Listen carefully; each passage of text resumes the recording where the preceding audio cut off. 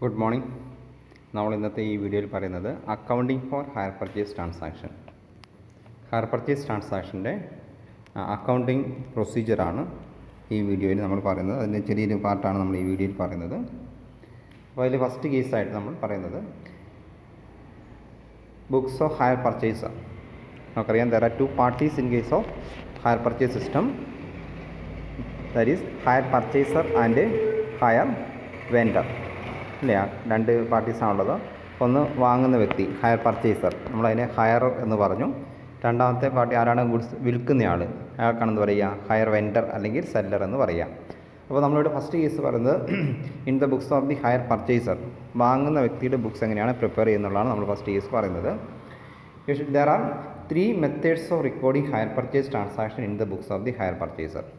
Higher purchaser ബുക്സിൽ transaction enter ചെയ്യാൻ വേണ്ടി 3 മെത്തേഡ് യൂസ് ചെയ്യാറുണ്ട്. 3 മെത്തേഡ്സ് ആർ യൂസ്ഡ്.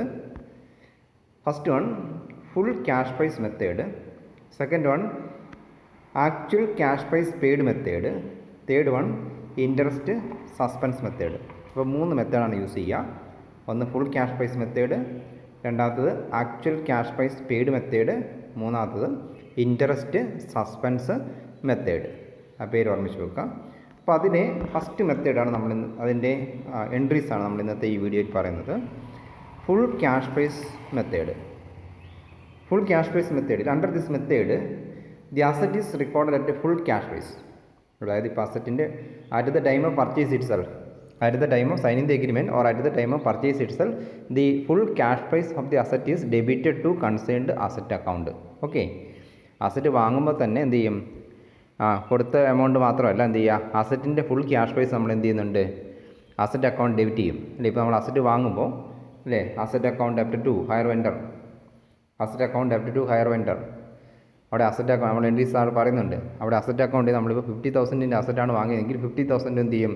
ഇപ്പോൾ തന്നെ ഫുൾ ക്യാഷ് കൊടുത്തിട്ടൊന്നുമില്ല, അല്ലെങ്കിൽ എങ്കിലും 50,000 റുപ്പീസും അസറ്റ് അക്കൗണ്ടിൽ നമ്മൾ എന്ത് ചെയ്യും?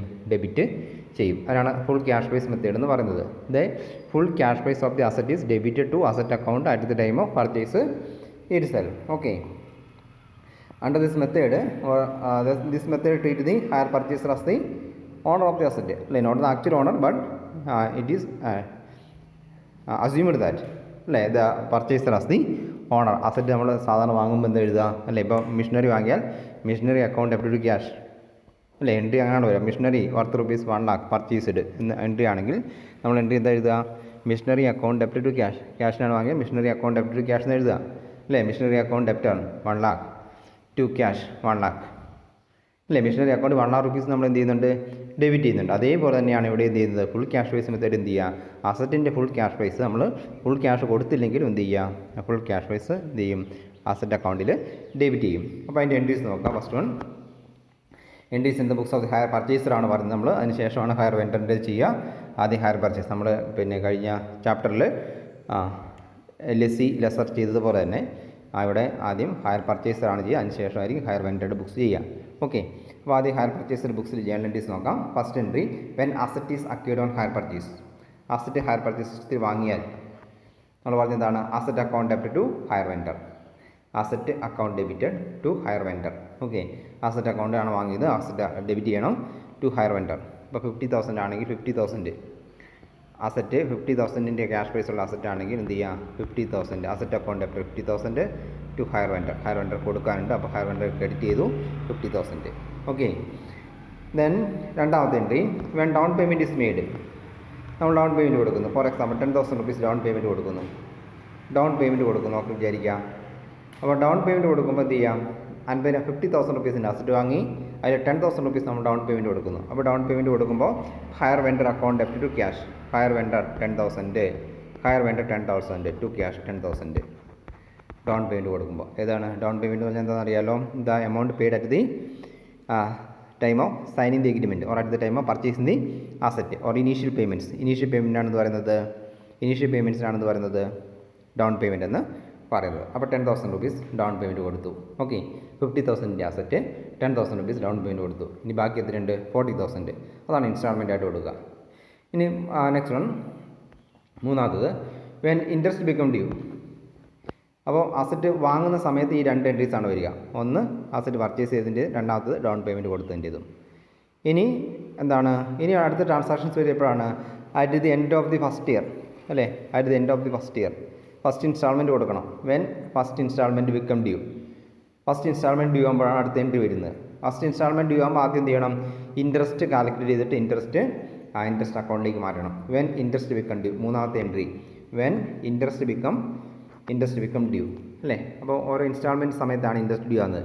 അപ്പോൾ at the end of the first year end ആകുമ്പോൾ എന്ത് ചെയ്യണം, ഫസ്റ്റ് ഇൻസ്റ്റാൾമെൻറ്റ് കൊടുക്കണം. അപ്പോൾ ജനുവരി 1 വാങ്ങിയെന്ന് വിചാരിക്കുക.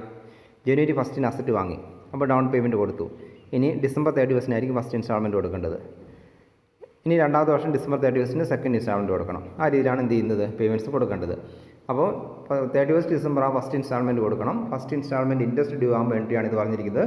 ഇൻട്രസ്റ്റ് എക്സ്പെൻസ് ആണ്, അപ്പോൾ ഡെബിറ്റ് ചെയ്യുക. ഇൻട്രസ്റ്റ് അക്കൗണ്ട് ഡെബിറ്റ് ടു ആർക്ക് കൊടുക്കണം, hire vendor. Interest account debit to hire vendor. Interest due ആകുമ്പോൾ interest account debit to hire vendor. Okay. അപ്പോൾ നമ്മൾ 40,000 രൂപ കൊടുക്കാനുണ്ട്.